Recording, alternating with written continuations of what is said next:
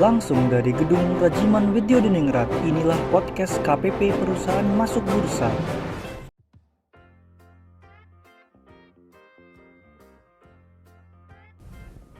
Assalamualaikum warahmatullahi wabarakatuh.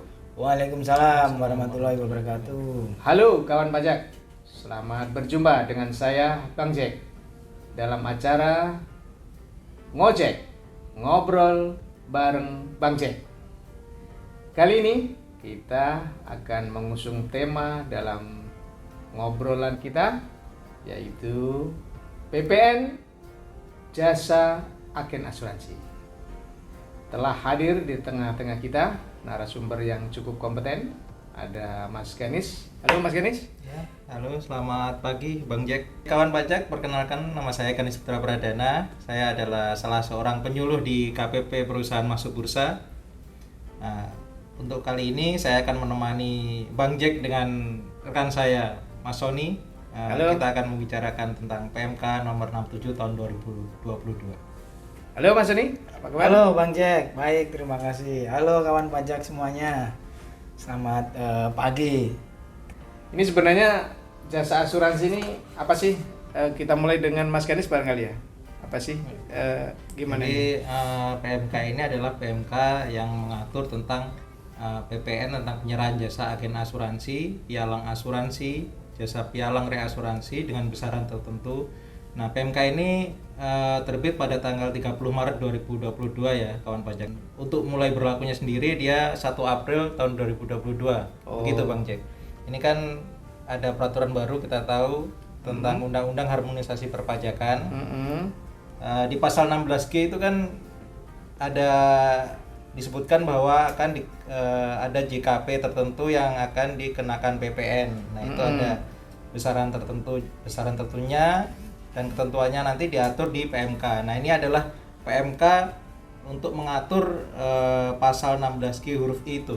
Jadi ini adalah tindak lanjut dari Ya, Undang-Undang tindak lanjutnya. HPP ya, Harmonisasi Peraturan Perpajakan ya. Itu. Betul. Lah, jadi ini sebelumnya sudah kena PPN ya? Artinya bukan pajak baru ya? Ya, sebenarnya ini bukan pajak baru Bang Jack. Iya. Jadi ini sebenarnya pajak ini udah ada dulu, cuma karena ada pembaruan ya Undang-Undang HPP itu, kemudian ada peraturan pelaksanaannya yang mana ini lebih mengatur dengan lebih jelas. Jadi agar tidak ada lagi kegalauan untuk pemotongan PPN-nya ini, pemungutan PPN-nya, gitu mohon ya. maaf. Iya, iya. Terus siapa sih sebenarnya yang harus mungut atau motong PPN ini gitu ya? Oke, yang berkewajiban memungut itu adalah ada perusahaan asuransi, termasuk perusahaan asuransi syariah, kemudian juga perusahaan reasuransi dan juga perusahaan reasuransi syariah. Nah, itu adalah perusahaan-perusahaan yang wajib memungut, menyetor dan melaporkan untuk PPN-nya. Jadi ditegaskan ya. Jadi reasuransi. pemungutnya adalah perusahaan penerima jasanya ya. Iya. Karena selama ini kalau penyerahan jasa di PPN itu kan yang mungut adalah yang menyerahkan. Iya. Nah, tapi ini ditegaskan perbedaan dengan yang lain adalah yang mungut adalah yang menerima jasanya, Betul. bukan yang menyerahkan. Khusus untuk PPN jasa agen Khusus untuk PPN Jasa jasa agen asuransi atau pialang asuransi. atau pialang asuransi. Jadi memang ini ditegaskan ya. Kemudian adakah perbedaan tarifnya ini atau sama atau bagaimana? Nah, jadi perbedaan tarifnya untuk agen asuransi sendiri, besaran tertentunya itu ditetapkan 10% dari komisi. Oh. Nah, sedangkan kita tahu bahwa PPN itu tarifnya adalah 11%. Oh, jadi mulai April 2022 PPN kan mulai berlaku 11%. 11%. Nah, sedangkan besaran tertentunya untuk agen asuransi sendiri itu adalah 10%. Jadi gampangnya atas komisi itu dipotong 1,1%. Dipungut ya? Dipungut 1,1% atau 10% dikali 11%. Oh, Seperti itu. gitu. Kenapa saya bilang seperti itu? Karena mulai 1 Januari 2025 nanti kan ada perubahan tarif lagi tuh, Bang. Gitu Nah, ya. itu kan jadi 12% PPN-nya. PPN-nya jadi Otomatis 12%. nanti pada tanggal 1 Januari 2025 nanti bukan 1,1% lagi, tapi 10% kali 12%, jadi 1,2% nanti. Oh iya.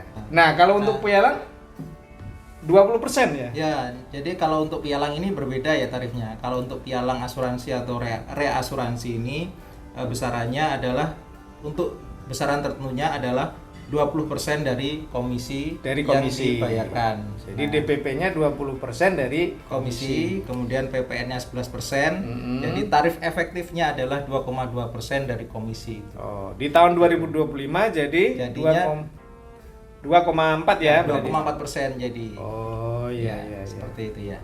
Wah, menarik sekali ini. Terus ini kalau teknis memungutnya gimana Mas Sony, kira bisa dijelaskan Mas Sony? Kalau untuk jasa agen asuransi ini pemungutannya sama, yaitu dengan menerbitkan faktur pajak. Nah, yang membedakan di PMK 67 ini adalah ada kemudahan Bang Jack di penerbitan faktur pajak. Apa itu? Yaitu dokumen tertentu yang kedudukannya dipersamakan dengan faktur pajak. Nah, dokumen itu bisa berupa bukti pembayaran atau bukti tagihan yang dibayarkan kepada pialang. Oh, tentu dokumen ini ada syarat-syaratnya ya? Ya, kita mengatur di 67 itu justru tidak seperti faktur pajak standar yang pakai kode 010, 030 begitu dokumennya. Nah, ini di kemudahan, yaitu dokumen tertentu itu dibuat oleh si perusahaan asuransi. Oh, jadi dokumennya pembuatnya perusahaan asuransi, penerima jasanya itu? Betul, dalam hal bukti tersebut adalah bukti pembayaran. Kemudian juga bisa bukti tagihan yang dibuat oleh si lawannya pialang asuransi menerbitkan tagihan, itu juga bisa jadi dokumen yang dipersamakan dengan faktur. Oh, jadi fakturnya ini bisa dari dua pihak ya berarti ya? Iya. Yang menyerahkan dan yang menerima jasa. Betul, cuman dokumen fakturnya itu adalah dokumen tertentu yang dipersamakan, yang kedudukannya dipersamakan. Artinya bukan faktur pajak standar yang digitnya pakai kode transaksi 010 atau 030 begitu. Tetapi nomornya bebas. Wajib pajak yang membuat dokumen tersebut itu mau menomorkan sendiri boleh.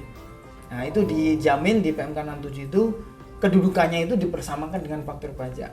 Hal ini dibuat atau diatur agar memudahkan Bang Jack untuk para pemungut. Dalam hal ini adalah perusahaan asuransi, reasuransi, dalam hal melaksanakan kewajibannya menerbitkan faktur. Gitu. Artinya kawan pajak, meskipun dokumen itu yang membuat adalah dari agen atau tapi pemungutnya tetap dari perusahaan asuransi atau reasuransi yang menerima jasa. Ya, di 67 itu. Otomatis kalau melekat kepada penerima jasa atau jasa perusahaan asuransi, berarti yang menyetorkan dan melaporkan tentu perusahaan asuransinya ya. Iya. Yang menjadi catatan adalah pada saat melakukan penyetoran itu kodenya diperhatikan, yaitu sama dengan 411900 kodenya KJS-nya. Nah, ini yang kadang bingung. Kok KJS-nya berapa? KJS itu kode belakangnya setorannya itu. Nah, 900 tetapi atas namanya si perusahaan asuransi. Nah, itu uniknya. Kalau 900 biasanya atas nama yang dipungut, Pak. Yang dipungut ya. Nah, khusus untuk yang PMK 67 atas setoran PPN jasa agen asuransi dan pialang ini kode 900 tetapi atas nama di BPN-nya itu adalah perusahaan asuransi atau reasuransi itu. Karena kalau kita lihat dari NTPN dari contohnya bendahara ya. Ya, biasanya kan atas nama rekanannya. Betul, Pak. Bang Jack. Ya. Dalam hal ini atas nama perusahaan asuransi untuk penyerahan jasa agen asuransi atau perusahaan reasuransi. Jadi kodenya adalah 411 211 900 dengan nama dan NPWP perusahaan asuransi atau yang melakukan pemungutan. Nah, itu kode penyetorannya ya. Baik. Terus bagaimana lapornya nih, Mas Sony? Nah, saat ini lapornya melalui ISPT, Bang Jack. ISPT ya. Nah, ISPT-nya adalah ISPT 1107 PUT. Oh, ya, jadi bukan yang dulu dipakai bendahara ya? Betul, ini hampir sama dengan yang dipakai bendahara. Nah, ini jadi catatan Bang Jack, yaitu versinya nih Bang Jack yang pada keliru. Nah, versinya untuk pemungutan jasa agen asuransi ini versi 30 Bang Jack. Karena 1107 sendiri versinya udah sampai 32 Bang Jack. Gitu. Nah, 32 itu untuk instansi pemerintah. Nah, makanya dalam kesempatan ini kita infokan nih kepada kawan pajak semua agar tidak salah dalam melakukan kewajiban pelaporannya, yaitu 1107 put, tetapi yang versi 3.0. 3.0. Iya. Itu akan mengakomodasi keperluan untuk jasa agen asuransi ini dan pemungutan pialang asuransi. Pialang asuransi. Jadi ini khusus ini berarti ya? Iya, sebetulnya programnya ini program lama, Bang Jack. Cuman masih bisa dipakai. Oh iya, aplikasinya ini gampang didapatkan juga, Bang Jack. Ini di www.pajak.go.id juga mudah ada. Kemudian kita di KPP PNB kita cantumkan juga di link ID KPP PNB, itu juga dicantolkan di situ agar kawan pajak semua bisa mengambil unduhannya secara mudah. Gitu. Nanti bisa diunduh di sana. Kemudian silakan diinstal. Nah, kalau misalnya ada yang nggak jelas ya di chat kontak KPP PNB juga kita bisa diskusi lah ya. Lagi Bang Jack, pada saat pengisian itu tadi kita sebutkan bahwa dokumen faktur itu ada di 67 itu diatur dokumen tertentu kan begitu. Nah, pada saat pengisian di 1107 put itu nomor faktur itu diisi dokumen tersebut, Bang Jack. Nomor fakturnya ya. Iya, jadi bukan yang nomor seri yang standar 010 sekian gitu, tetapi nomor dokumen tersebut bisa dimasukkan di aplikasi yang 1107 put itu pada kolom dokumen faktur gitu. Nah, ini kan yang menjadi masalah Mas Sony. Bagaimana pengkreditannya karena nggak standar ini kan gitu. Gimana? Nah, diatur di 67 ini atas pajak masukan sehubungan dengan penyerahan jasa agen asuransi ini tidak dapat dikreditkan, Bang Jack. Oh, ini tidak bisa dikreditkan. Tidak dikreditkan oleh si agen ya, si agen yang menerima pemungutan tadi. Oh, gitu. Karena dia sebenarnya pajak keluaran ya. Iya, pakai tarif efektif dan besaran tertentu tadi. Jadi ketentuan diatur tidak dapat dikreditkan. Jadi yang tidak bisa dikreditkan itu si agennya. Agen kan menerima pemungutannya. Kemudian dia tidak bisa mengkreditkan. Kalau istilahnya bisa dibahasakan PPN final lah begitu. Oh, PPN final ya. Ya, karena kan sudah clear di tarif efektif itu ya udah selesai sampai di situ tidak bisa dikreditkan. Oke. Dia kewajibannya ada kewajiban memungut, yaitu dengan menerbitkan dokumen itu bisa. Kalau kita bisa advice, tidak ada. Kalau kita bisa advice nih, yaitu minimal ada nomor, ada nama yang menerima imbalan, kemudian DPP-nya berapa, PPN-nya berapa, kemudian tanggal pembayarannya itu ada tanggal pembayaran. Itu saja sih menurut. Jadi sebenarnya kita mengacu tanggal pembayaran saja ya. Tanggal pembayaran nanti atau tanggal tagihan ya. Iya, betul. Atau tanggal tagihan ya. Nah, ini kalau misalnya ada kesalahan bagaimana Mas Sony kira-kira? Ya, ini kemarin juga terjadi ini Bang Jack, beberapa namanya juga baru kan, beberapa wajib pajak mengalami hal ini, yaitu kesalahan pemungutan. Di mana akhirnya yang dipungut itu jadinya lebih besar, Bang Jack. Oh, tarifnya ya berarti ya? Dia keliru kemarin itu jumlahnya. Pada saat imbalannya berapa ternyata lebih kecil, nggak sebesar itu. Nah, akhirnya mengakibatkan PPN yang disetorkan itu lebih besar daripada yang seharusnya. Nah, itu mekanismenya ada dua, Bang Jack. Bisa melalui pemindah bukuan atau pengembalian pajak yang seharusnya tidak terutang. Salah satu, jangan dua-duanya. Gitu. Iya. Jadi sebenarnya sangat mudah ya ini. Jadi intinya adalah bahwa jasa agen asuransi ini memang dari dulu itu kena PPN. Nah, cuma ini diatur kembali, ditata kembali bahwa yang mungut adalah pihak perusahaan asuransi dengan tarif khusus. Ada tarif efektif bahwa DPP-nya adalah 10% dari komisi. Dari komisi ya, dari penghasilan atau imbalan. Nah, konsekuensinya dengan karena adanya tarif khusus ini merupakan PPN final, jadi tidak bisa dikreditkan. Terus setornya tadi yang menyetorkan adalah yang mungut. Iya. Tanggal penyetorannya maksimal sama, yaitu akhir bulan berikutnya. Tanggal setornya paling lambat akhir bulan berikutnya. Iya, PPN biasa. Nah, itu untuk setornya. Lapornya juga sama. Ya, cuman mekanisme melalui ISPT yang 1107. Mekanismenya ISPT. Yang lapor tetap si pemungut.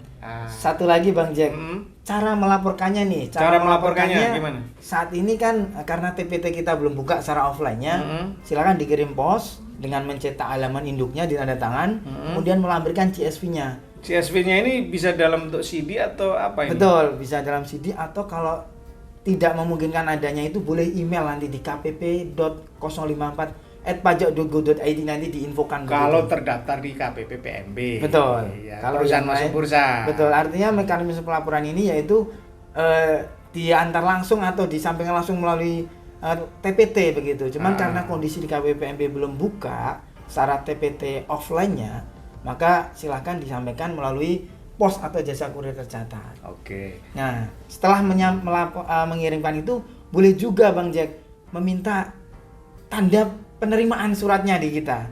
Silakan email ke KPPMB, khusus nih yang terdapat di KPPMB ya. Ya, baik, saya rasa menarik sekali ini, namun waktu sangat terbatas. Mudah-mudahan bisa memberikan pencerahan dan perbincangan kita akhiri.